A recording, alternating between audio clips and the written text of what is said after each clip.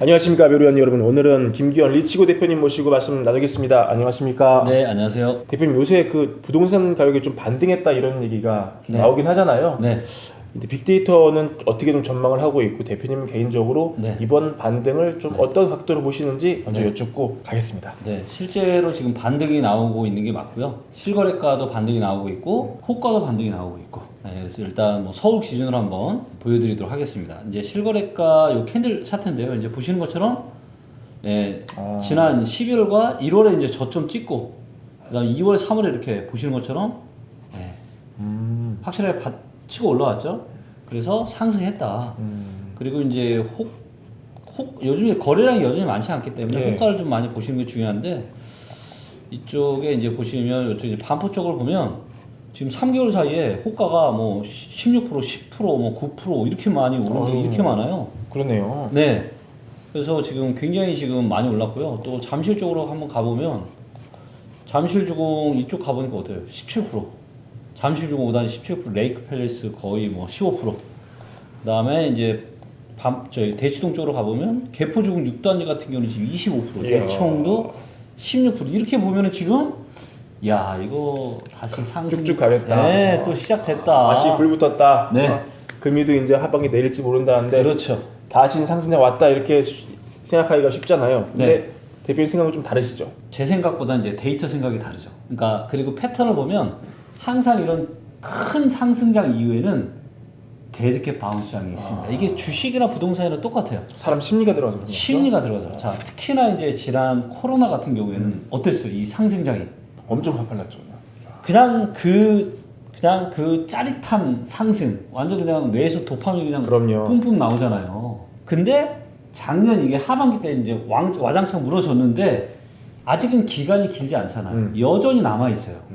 자, 우리가 한번 과거를 돌이켜보면 이 지난 부동산 수도권 시장이 2007년, 8년 고점 찍고 금융이 나오면서 하락을 했잖아요. 그죠? 근데 데드캣 바운스 나왔어요, 안 나왔어요? 2009년인가 올랐죠. 네, 2009년에 데드캣 바운스가 나왔습니다. 그리고 심지어 그때는 금리도 낮췄고, 그쵸? 유동성도 풀고, 그죠. 그러다 보니까 더 나왔어요. 거의 쌍봉을 만들다시피 했거든요. 그러다 보니까 그때도 뭐라 그랬을까요? 야, 이거 다시 간다. 간다. 네, 그리고 이제 2007년에 또 8년에는 인천시장 같은 경우 얼마나 뜨거웠어요. 그러니까 이제 부동산 투자하면 그냥 돈 번다라는 이 짜릿함이 도파민이 뇌리를 여전히 지배를 하고 있는 겁니다. 지금도 좀 남아있는 거네요, 도파민이. 주변에서 혹시 못 저는 느껴지거든요. 그래서? 사람들이 안절부절을 못해요. 조금만 뭔가 지금 막 야 어디 누가 뭐 괜찮다더라. 네, 뭐 거래량이 늘어 이러면 사람이 야 이거 다시 또 가는 안절부절을 못하는 게 저는 포모 느껴지거든요. 증후군에 또 이렇게. 포모 그죠? 증후군. 네. 근데 이거는 대세 상승장이 꺼지고 나면 일정 시간 항상 나타났고 자 본 게임은 언제부터다?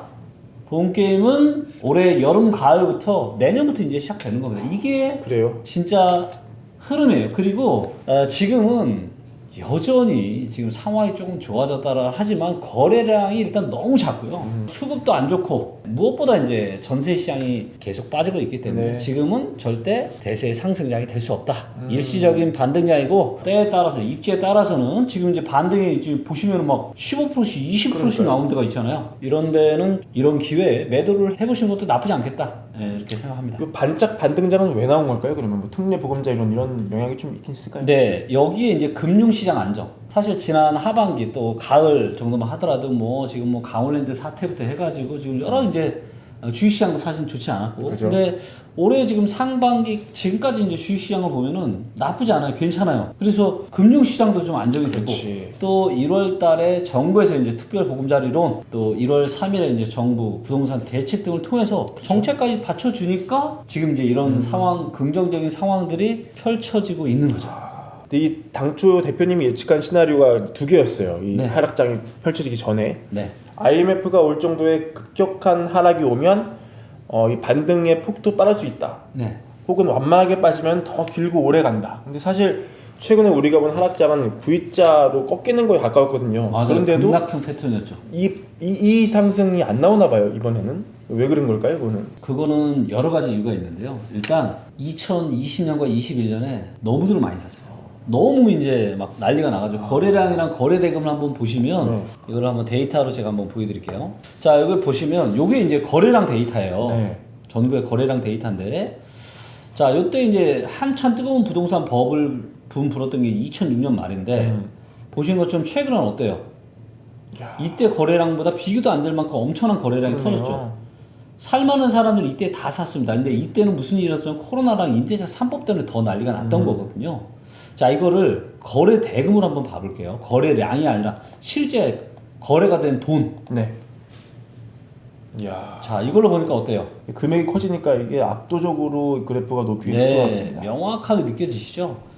그래서 대한민국 역사상 가장 많은 거래 대금이 터진 겁니다. 네. 즉 이때 살만한 사람은 싹 다 샀던 거예요. 그래서 지금 아무리 어떻게 보면 정부에서 부양정책을 펼치고 이렇게 해도 거래량이 보시면 많지가 않아요.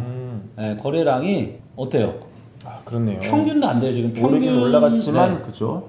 평균 거래량이 한 4만 7천 건 정도 되는데 2월 달에 거래량 늘어났다고 하지만 3만 3천 건도 안 되거든요. 그래서 여전히 지금은 시장 에너지가 상당히 약하다. 약하다. 네. 반짝에 불과하다. 그죠? 네. 데드캣 바운스에 불과하다. 네. 자, 그러면은 본격적인 하락장이 만약에 가을 이후에 펼쳐진다면, 여름 네. 이후에 펼쳐진다면, 네. 요거의 어떤 그 폭과 길이는 네. 어느 정도로 예상을 좀 하십니까? 아, 네.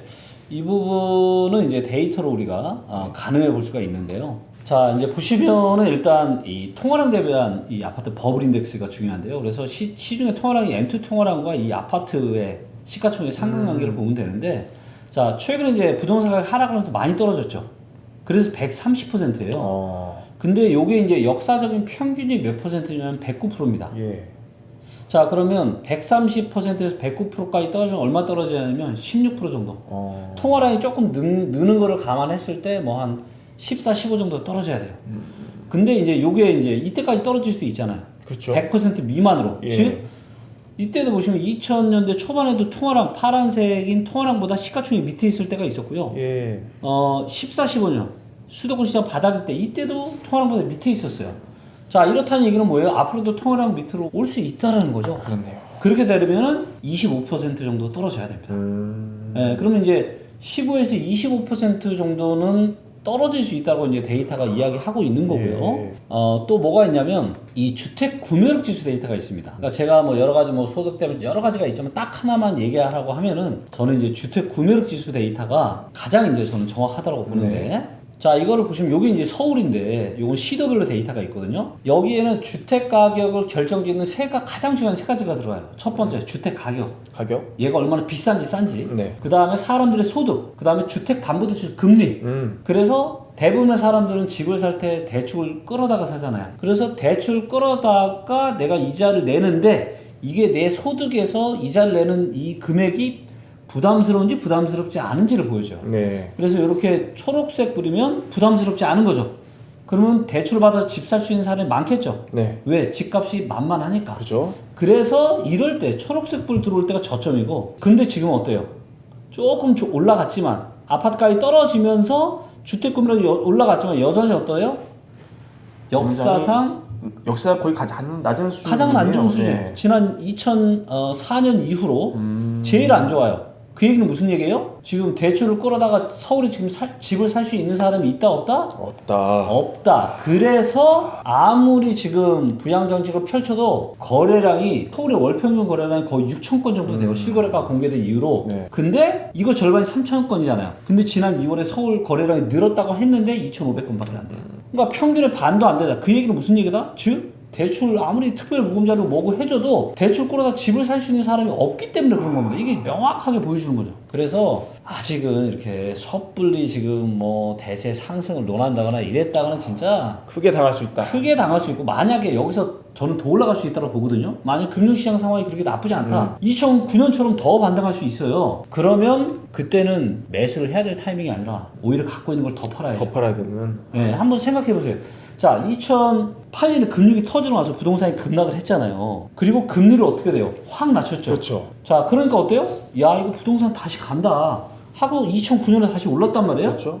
그래서 많은 사람들이 뭐라 그랬을까요? 야, 이거 다시 간다. 이거를 한번 제가 거래량을 한번 보여드릴게요. 실제로 이게 얼마나, 왜냐면 이제 말로만 뭐 산다 이게 아니라 거래량을 보면 실제 그때 서울의 아파트를 얼마나 많이 샀는지 실제 대중들의 심리가 다 거래량으로 나타나는 거거든요. 그때 똑같은 얘기가 또 있었을 거 아닙니까? 네. 한정부는 다시 간다. 네. 자 보세요. 보겠습니다. 이게 2009년이죠. 평균 거래량 5,973건이잖아요. 6,000건이 좀 안 되는데 이때 언제요? 8,000, 거의 9,000, 9,500건 이런 거래량이 터졌잖아요. 네. 즉, 이 정도 되는 사람들이 야 이거 서울 부동산 다시 간다라고 간다. 생각하고 매수를 한 거죠. 근데 어떻게 됐어요? 2010년부터 13년까지 계속 떨어졌죠. 자, 근데 지금은 뭐 특별보험자를 뭐 했는데도 거래량 이거밖에 안 돼요. 이때 반의 반도 안 돼요. 지금 이렇게 작아요. 즉 아무리 이렇게 해줘도 살 사람이 없다라는 거죠. 그렇기 때문에 자칫 지금 야 이거 지금 엉덩이 들썩들썩하고 또 뭐 일부 보니까 또 올라간다 이런 얘기 하는데 제가 결론 짓겠습니다. 택도 없습니다. 지금 사셨다면 진짜 큰일 날 수 있다. 과거에 대표님이 V자 반등이 나올 수 있다고 예상한 건 아마 지금보다 낙폭이 훨씬 컸던 걸 예상하고 말씀하셨던 것 같아요. 제가 이제 말씀드렸죠. 고점에서 제가 이런 말씀드렸습니다. 30에서 50% 떨어져야 됩니다. 그렇죠. 아직 그만큼 안 떨어졌어요. 네.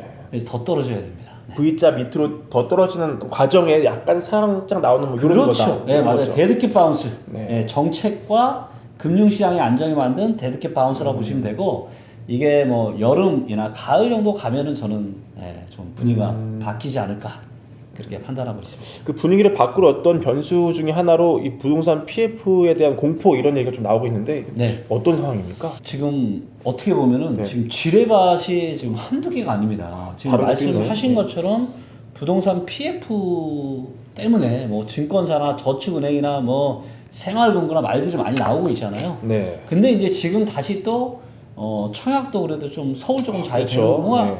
이러니까 지금 살짝 수면에 다시 숨었는데 지금 미분양이 관건인데 만약 미분양이 계속 늘어난다 그리고 여름 지나고 이런 분위기가 안 좋아진다 그러면은 문제가 될 수 있을 거고 그래서 앞으로 이제 우리가 조심해야 되는 지뢰가 이 PF도 있고 또 뭐가 있냐면 지금 한참 말들은 많이 나오고 있죠.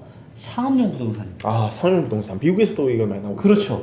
그래서 지금 미국의 상업용 부동산이 뭐가 문제냐면 지금 금리가 오르다 상업용 부동산 한국도 이것도 문제예요. 그러니까 네. 한국 상업용 부동산도 저는 상당히 이제 위험한 지금 섹터라고 저는 보고 있는데 상업용 부동산은 LTV가 높잖아요. 그렇죠. 대출을 많이 해줬잖아요. 심하게는 70% 80%까지도 대출을 받아요. 자 그런데 대출 이자가 1,000만 원이면 이게 어떻게 돼요? 금리가 올랐으니까 이게 2,000만 원 3,000만 원 되겠죠. 그죠? 그리고 미국에서도 어때요? 똑같습니다. 그래서 대출 이자는 많이 늘어나는데 지금 미국의 큰 회사들은 어떻게 되세요? 직원들을 전부 다 줄이고 있죠. 거기다가 재택근무를 많이 한단 말이에요. 네. 그러다 보니까 공실이 어떻게 돼요? 공실이 많습니다. 한 20% 가까이 되는 데도 있더라고요. 그렇죠. 자, 건물주 입장에서 생각을 해보자고요. 공실이 많아요. 그럼 임대료가 잘 안 들어와요. 근데 내가 나가는 이자는 예전보다 많이 늘었어요. 그렇죠. 그러면 이 건물의 가치가 어떻게 될까요? 줄어들어야죠. 줄어들겠죠. 자, 근데 여기에다가 대출해준 금융기관은 그럼 어떻게 되는 거죠? 채권 확보를 못하는 거죠. 잘못하면. 그렇죠. 네. 담보가 떨어지는 거죠. 맞아요. 그래서 뭐 예를 들어서 100억짜리 건물이다. 그럼 뭐 한 40억, 50억 대출해줬다. 이 정도는 문제가 안 됐겠지만 뭐 60억, 70억, 80억 이렇게 해서